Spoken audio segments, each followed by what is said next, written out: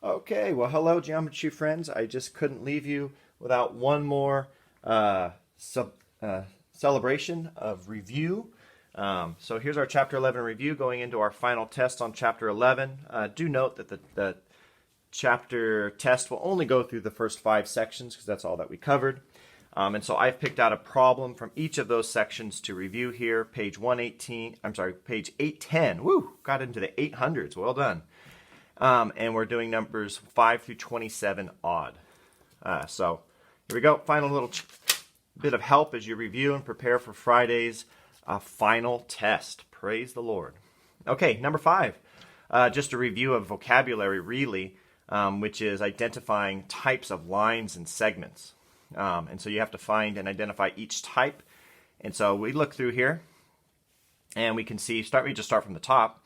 Line L, it hits the circle in only one place. So line L is known as a tangent line.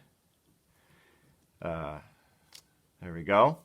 Hitting the circle in only one spot. Then we have QS, and there's a couple things we can say about QS. QS is a diameter because it cuts through the center of the circle. So we have diameter QS, but we also have from the center to the edge, that has another term. Those are radiuses. I'm going to go with radii because we have two of them. We have QP and we have SP. Two radii. And because QS intersects the edges of a circle we can call it a chord. Yeah, chord QS. Okay, so QS can be, in a sense, all three of those things. A diameter, half of it can be radiuses or radii, and then it can also be a chord because it goes from the edge to edge. Then we have UV. UV, because it goes through the edges of the circle and beyond, we can call it a secant line, secant UV, and we kind of put a full arrow symbol over that. And then you can go ahead and classify it as well because it does. If you use the specific points U and V, we can also call it chord UV, but in which case I would be referring to only the point to the point. Okay, so those are the types of lines that we've learned. Tangent lines hitting in one place, diameters through the middle, radius from the middle out, chords that extend from side to side, and secants that actually cut through a circle in two different places. Okay, question number 5. Okay, so you can, when you do 7 and 9, just keep in mind that tangent lines that intersect at a single point are congruent, and so that'll allow you to solve those equations. But let's go ahead and jump to 15. 15, we have to find the length of ST.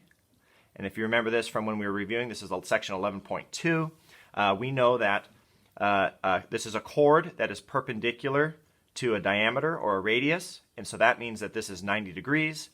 And we also know that these two are congruent. That S to this point, I don't think it's labeled, and then to this point, these are congruent. So if I can find this distance here and double it, I'll have the entire ST. And then the trick to this one is then to create a right triangle using another radius. I have a radius here, but I'm going to add another radius here because that allows me to create a right triangle.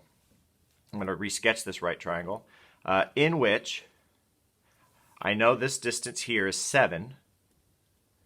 The distance I'm trying to find is this one on top, the other leg, because that's the one I will double to get ST. And then I can draw a radius because if you see, I know what the radius is. The radius in this case is 4 and 7 together. So my radius is 11.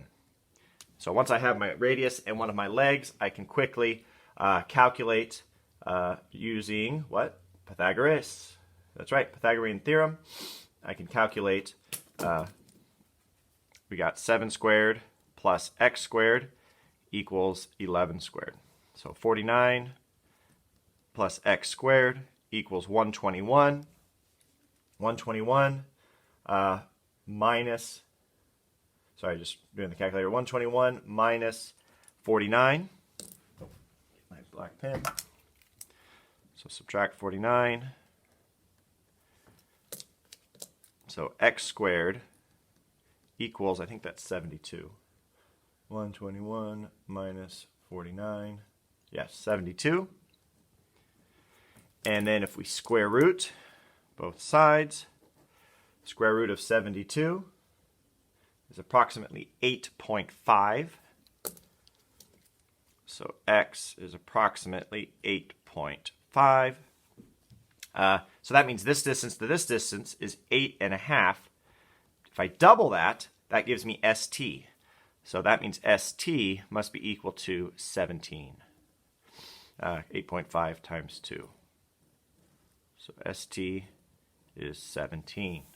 So I wanted to review the approach on that. Again, you create the right triangle, and remember you can draw a radius, and all radiuses or radii will be the same. And so that allows me to then find the missing side, which is half of the chord st, because a radius and a chord, if you draw them perpendicular to each other, it bisects the chord. Okay, 17 from 11.3. This is sector area. The other one that I'm not doing is sector arc length. And the only difference is whether you're going to use the area formula of a circle or the circumference formula of a circle. The trick for this one is you can find the entire area, pi r squared, and then we're only looking for a percentage of that. We're looking for 30 degrees out of the total, which is 30 degrees out of 360. So solve sector areas, you do the percentage you want, 30 out of 360, times, now if I want the area, then the area formula, pi r squared, r being 12. If you're doing the same one and you're only trying, or you're doing number 19, and you're trying to find the arc length, then instead of pi r squared, you'll put the circumference formula there, which is pi d. But the same principle, then you multiply it by the fractional piece that you're looking for. Okay, so I'm just going to go ahead and crunch all this together. Check there's no glare. Too bad. So 330 divided by 360. That's my fractional piece. I'm just going to do times pi and then times 12 squared. And I get 37.6. And if I check real quick, how are we doing on that? That is right, because actually it's round, 37.7. So 37.7, it's approximately. And check my units. We are in, oh, it doesn't really give us any dimensions. So we'll just say, oh no, for some reason it does say inches. So we'll say inches squared. 37.7 inches squared. Okay, so 11.3, sector area or arc length. Always setting up the fractional piece you want, and then just keep in mind whether you're using area, pi r squared, or circumference, pi d. Pi d. Okay, 11.4, where we worked with inscribed angles. Here we have to solve for x, so pretty straightforward. The trick here is what we learned in this chapter was that an inscribed angle coming off of the side of a circle intercepts an arc that is twice as big as the angle. So this angle times 2 would give me this arc length, or this arc length cut in half would give me this angle. I don't know either directly, except that now here's our diameter. So the other thing we learned is if that means AC is half the circle. So actually I do know that. This is 180 degrees because it's half of 360. So that means this angle is not 180. Be careful with that. It's always a half. So that means this angle is a 90-degree angle. It's actually a right angle. So I can set my equation. 90 degrees equals 3x plus 12.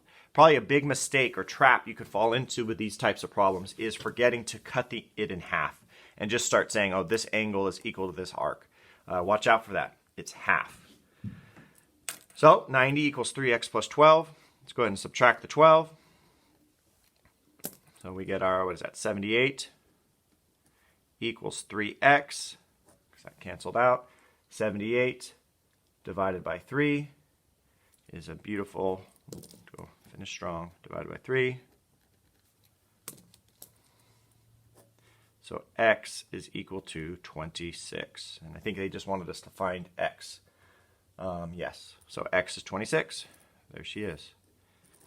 Again, applying the fact that we know that an inscribed angle, which is an angle coming from the edge of a circle, intercepts an arc that is twice its size. So once I realize this is 180, I can cut that in half to know this is equal to 90, and then it's just a matter of solving the equation.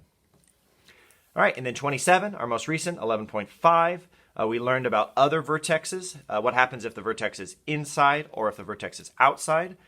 We learned that if the vertex is inside the circle, then the angle is equal to half of the two intercepted arcs added together.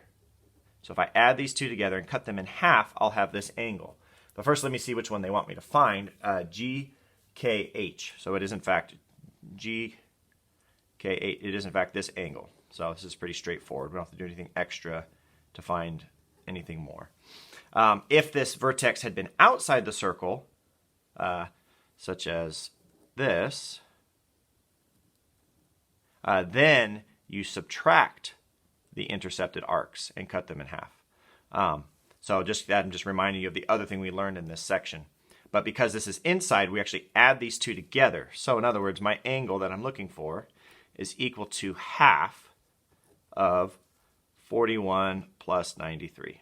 So very straightforward problem. I don't think this review is going to take you very long other than what you need to remind yourself of how to do it. So that is 134. Let's double check what we're doing. Yes, so that's going to be 1/2 times 134, and then half of 134 is 67. So it equals 67 degrees.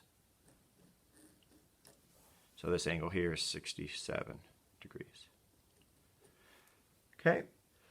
So again, didn't take us very long. Just a review of the types of things that we found in Chapter 11. Types of lines. Along with, again, the one that wasn't illustrated here is the fact that if you have two tangent lines that connect to the same point, these lines are congruent. So that's something from 11.1. 11.2, we went over the fact that perpendicular secants and radiuses bisect one another, and the technique for solving those. Then sector area and also sector arc length. The other thing that was not reviewed in Chapter 17 is well, anyway, don't worry about it because we didn't review it. Is how to find sector area or segment area, so that if you have a circle, I call it the pizza crust problem, you will want to be able to do that for the test, where then you find sector area, but then you subtract this triangle shape here to find the sector area. And that, just since we're reviewing, and I just can't bear to leave you and end the video yet, is where we learn the 1/2 AB sine C. So make sure you do review that in preparation for Friday's test to find not only the sector area, but to find the pizza crust, the little segment area here on the tip. And that's just the sector minus this triangle, which you can always find by 1/2 AB sine C. Then in 23, inscribed angles, that this is half or twice as big as the angle. And then, of course, 27, when the vertex is inside or outside. Okay, we will have office hours on Thursday, so you have a chance to review and go over any of these with me.